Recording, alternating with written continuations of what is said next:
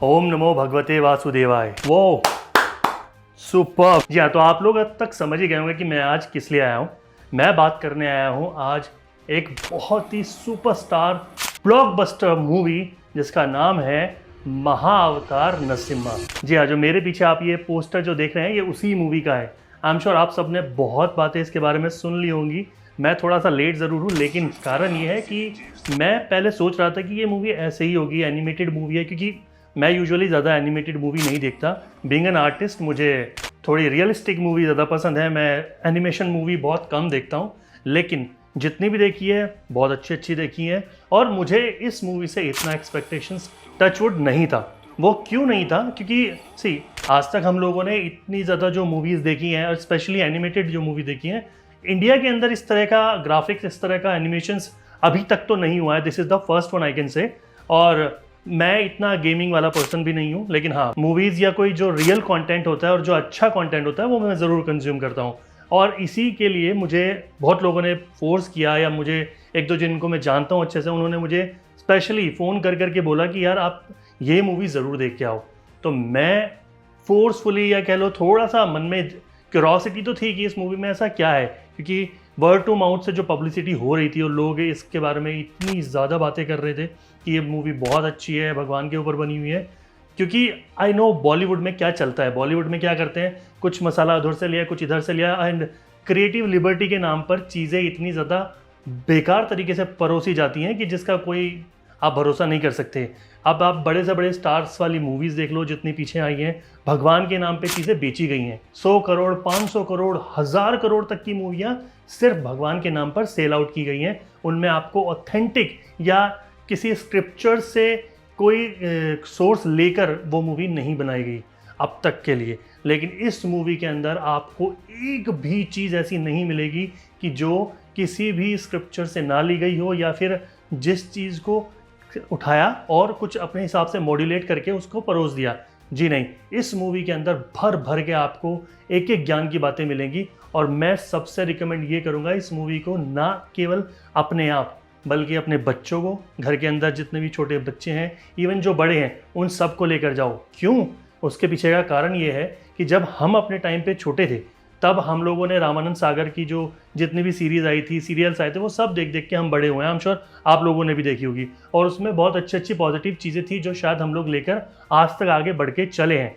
लेकिन अब जो ये जनरेशन है, जो इस समय बच्चे पैदा हो रहे हैं, और जितना सबका बच्चों का टाइम स्क्रीन टाइम पे ज़्यादा हो रहा है, मोबाइल्स में ज़्यादा हो रहा है, उनको आप ये चीज़ें जाके दिखाओ ताकि वो इनसे सीखेंगे, आपसे क्वेश्चन करेंगे, जिससे उनके साथ साथ आपकी भी लर्निंग होगी। और जो हमारे बड़े हैं वो ये देखकर खुश होंगे कि एटलीस्ट जो जनरेशन है हम जैसे हैं, हमें अच्छी अच्छी चीज़ों का पता चल रहा है इन मूवीज़ के माध्यम से। और जब किसी अच्छे स्टार्स की मूवी रिलीज़ होती है, फट से आप फटाफट टिकट बुक करते हो और भाग जाते हो सिनेमा हॉल की तरफ। और चाहे वो अच्छी हो, बेकार हो, एंड ऑफ द टाइम आपको पैसा वेस्ट लगता ही लगता है, क्योंकि एक्सपेक्टेशंस अपने स्टार से बहुत हाई होती है। लेकिन मिलता क्या है आपको भी पता है, सिर्फ कूड़ा। आज की डेट में बॉलीवुड आपको कुछ भी अच्छा नहीं परोस रहा। सिर्फ उनके पास ले दे के एक लव एंगल होता है, और कुछ ना कुछ अब थोड़ा थोड़ा चीज़ें क्या होने लगी, पेट्रियाटिक अब थोड़ा बहुत बॉलीवुड पेट्रियाटिक चीज़ों में जाने लगा है, या फिर उसको पता चल चुका है कि ऑडियंस बहुत सेंसिटिव हो गई है कंटेंट को लेकर, तो क्यों ना भगवान को टारगेट करके कुछ मूवीज़ बनाया जाए ताकि अच्छा पैसा बनाया जाए। लेकिन इस मूवी ने उन सब को नकार दिया है। अब बात करते हैं इस मूवी के एक एक चीज़ों की, एक एक डिटेलिंग की। क्योंकि बीइंग एन एक्टर या बीइंग एन आर्टिस्ट, मुझे डिटेलिंग में जाना बहुत पसंद है, क्योंकि मैंने इतनी चीज़ें सीखी हैं, तो डिटेलिंग पे काम करना बहुत अच्छा लगता है। अब इस मूवी में एक एक चीज़ की डिटेलिंग पे मैं बात करता हूँ। सबसे पहले बात करते हैं एनिमेशन की। एनिमेशन मुझे ज़्यादा एनिमेशन की नॉलेज नहीं है, क्योंकि मैंने इतनी ज़्यादा वास्ट लेवल पे एनिमेशंस की मूवीज़ नहीं देखी हैं, लेकिन जितनी देखी हैं उसमें ये अप टू द मार्क है। कहीं कहीं जगह आपको लगेगा शायद थोड़ा बहुत 19-20 है, लेकिन जो इसके फाइटिंग सीक्वेंस है, जो इसके एक से एक सिनेमैटिक शॉट्स हैं, भाई टचवुड, बहुत सुंदर, बहुत सुंदर। अगर आप इस चीज़ को रियल आर्टिस्ट से कराते, किसी एक्टर से कराते, वो पॉसिबल ही नहीं था। लेकिन जो क्रिएटिव लिबर्टी इस जगह एनिमेशन में मिलती है वो टॉप नॉच है। फाइटिंग सीक्वेंस बेस्ट है। कुछ मैंने वीडियोस देखे जिनके अंदर लोगों ने इसके अंदर जितना ब्लड शेड दिखाया है नरसिंह भगवान का, उसके ऊपर थोड़ा सा कमेंट किया है, लेकिन मैं आपको एक चीज़ बता दूं, ये चीज़ हमारे स्क्रिप्चर्स में लिखी हुई है। भक्त प्रहलाद की भक्ति देखकर किस तरह से नरसिंह भगवान ने हिरण्यकश्यप के पूरे साम्राज्य को नष्ट कर दिया था। अब बात कर लेते हैं मूवी के साउंड इफेक्ट्स की। जो साउंड डिजाइनिंग है ना, मतलब आप जितने भी कमी निकालने की अगर कोशिश करेंगे तो वो सारी कमी फुलफिल कर देती है मूवी की स्टोरी लाइन, मूवी की स्टोरी टेलिंग और मूवी का साउंड इफेक्ट। आप एनिमेशन में अगर 19-20 करेंगे तो मूवी आपको दूसरी तरफ लेवल अप कर देती है अपना साउंड इफेक्ट से। इतनी सुंदर मूवी है ना, आपका एक एक शॉट, एक एक सीन आपको अपने माइंड में छाप के लेके जाओगे आप। इतनी सुंदर मूवी है। इस मूवी के अंदर जितने भी कैरेक्टर्स कैच किए गए हैं, यानी कि लेट्स सपोज अगर आप कोई मूवी बनाते हैं तो उसमें आपको अलग अलग कास्टिंग करनी होती है, तो इसी तरह से इसमें जिस तरह से एक एक बंदे पे काम किया गया है, एक एक कैरेक्टर पे काम किया गया है, वो चाहे भक्त प्रहलाद हो, उनकी माता हो, हिरण्यकश्यप हो, हमारे स्वयं भगवान नरसिंह हो, या जो विष्णु अवतार उसमें दिखाया है, और जो बेस्ट पार्ट है वो है वाराह अवतार। आहा, इतनी ब्यूटी से उस चीज़ को उन्होंने पोर्ट्रे किया है ना, मतलब आप इमेजिन भी नहीं कर सकते कि कितना सुंदर आपको लग सकता है ये। अगर आपको रियल भक्ति समझनी है, रियल भक्ति जाननी है और रियल भक्ति अपने मन में धारण करनी है ना, तो आप जाके इस मूवी को देख कर आओ। अपने आप नहीं, केवल अपने बच्चों को भी लेकर जाओ। और इस मूवी को देखने का एक सबसे बड़ा तात्पर्य ये भी निकलेगा आपको कि आपको बहुत अच्छी अच्छी चीज़ें सुनने को मिलेगी, समझने को मिलेगी, और माइट भी हो सकता है आपको कोई अलग स्टोरी पता हो, लेकिन ये जो स्टोरी है ये रिलेट करती है हमारे एक एक डॉक्यूमेंट से, हमारे एक एक ग्रंथों से। जब बड़े बड़े स्टार्स की मूवी रिलीज़ होती है तो आप लोग जाते हैं ना उस मूवी को तुरंत प्रमोट करने के लिए, ओ भाई क्या मूवी है। अब मैं स्पेशली किसी आर्टिस्ट का नाम नहीं लेना चाहता, सब अपनी अपनी जगह बहुत अच्छा काम करते हैं, लेकिन हाँ, हर किसी की एक फ़ैन फॉलोइंग बन जाती है। अगर ईद का टाइम आता है तो लोग सलमान खान की मूवी देखने चले जाते हैं, या अगर कोई सनी देओल की मूवी रिलीज होगी तो मतलब अंधभक्त बन के वो उस मूवी को ऐसे प्रमोट करते हैं चाहे उस मूवी में आपको कुछ भी ना मिले, कुछ भी ना मिले। मैं पर्टिकुलर किसी हीरो आर्टिस्ट की कोई बेइज्जती नहीं कर रहा, किसी को मैं डिमोटिवेट नहीं करना चाह रहा हूँ कि हाँ आप उसकी मूवी ना देखो, नहीं, आप देखो जिसकी देखनी है, लेकिन उसके साथ साथ ये जो भगवान की मूवी है ना, इस मूवी को भी देखना इतना ही ज़रूरी है जितना कि बाकी मूवीज़ को, क्योंकि उनको तो आप 1000 करोड़, 300 करोड़, 500 करोड़ तक पहुँचा देते हो। इस मूवी को भी हमें उसी लेवल तक लेकर जाना होगा, क्योंकि इन्होंने आगे की भी मूवीज़ प्लान की हुई हैं। इसके बाद वो परशुराम मूवी प्लान कर रहे हैं, लेकिन उसके लिए हमें इस मूवी को हिट कराना बहुत ज़रूरी है।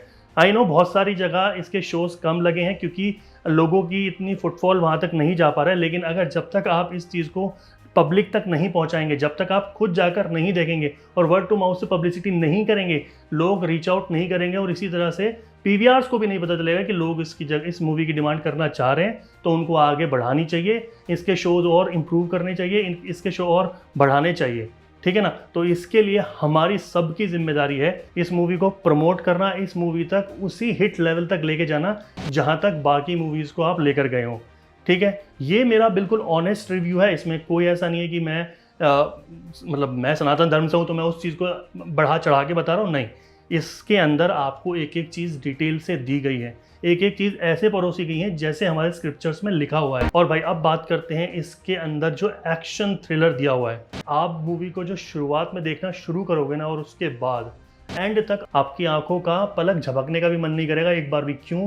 क्योंकि इस मूवी में सीक्वेंस ही एक से एक दिए हुए हैं, ऐसी ऐसी फाइटिंग सीन्स हैं, और वो फाइटिंग सीन्स ज़रूरी हैं। वो इसलिए ज़रूरी हैं, लेट्स सपोज अगर आप सोचते हो कि हम बच्चों को लेकर जाएंगे और उन्हें ब्लड शेड दिखेगा, फाइटिंग दिखेगी, क्या वो बच्चों के लिए ठीक है या नहीं है?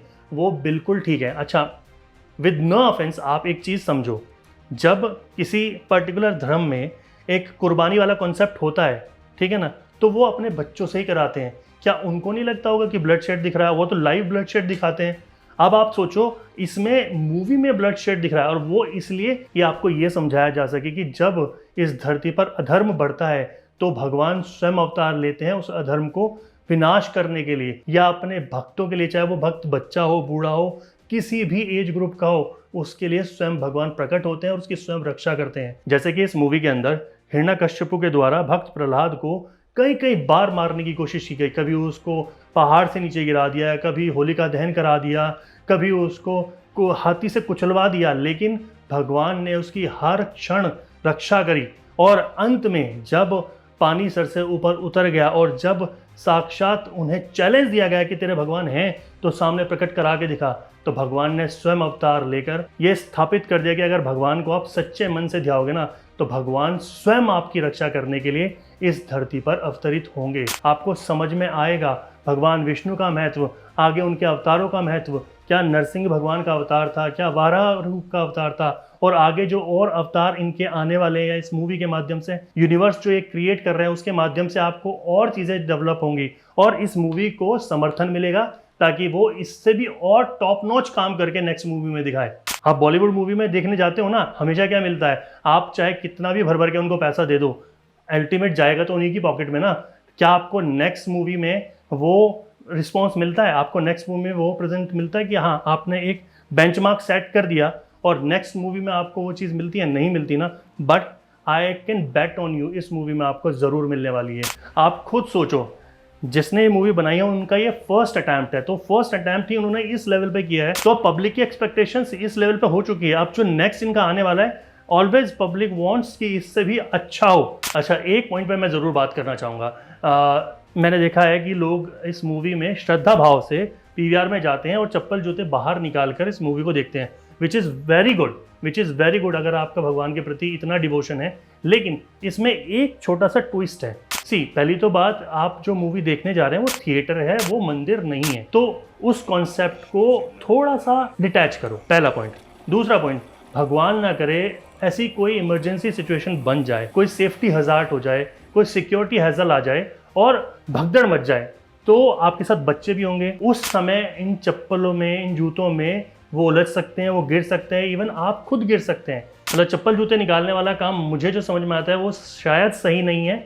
बाकी तो मैं आपसे रिक्वेस्ट यही करूँगा, आप इस मूवी को जाओ, देखो, जो भी आपके मन में श्रद्धा है उस तरीके से जाओ, लेकिन प्लीज़ थोड़ा सा सेफ्टी एंड सिक्योरिटी को भी ध्यान में रखते हुए ज़रूर जाओ। आप खुद नहीं जाना चाहते या आप खुद नहीं जा पा रहे हो, अपने किसी रिलेटिव को भेजो। आप अपने रिलेटिव्स को या अपने नियर और डियर्स को गिफ्ट्स भी तो देते हो ना, तो इस मूवी के टिकट से बेस्ट कोई गिफ्ट नहीं हो सकता, क्योंकि वो समय निकाल कर एनी हाउ उस मूवी को देखने जाएंगे और उनके जीवन में कुछ ना कुछ परिवर्तन ज़रूर आएगा, कुछ ना कुछ लर्निंग ज़रूर वो इस मूवी से लेकर आएगा और हमेशा आपको याद करेगा। इसलिए आप जाओ, ये मूवी देख कर आओ, ठीक है? तो मिलते हैं नेक्स्ट वीडियो में, तब तक के लिए हर हर महादेव।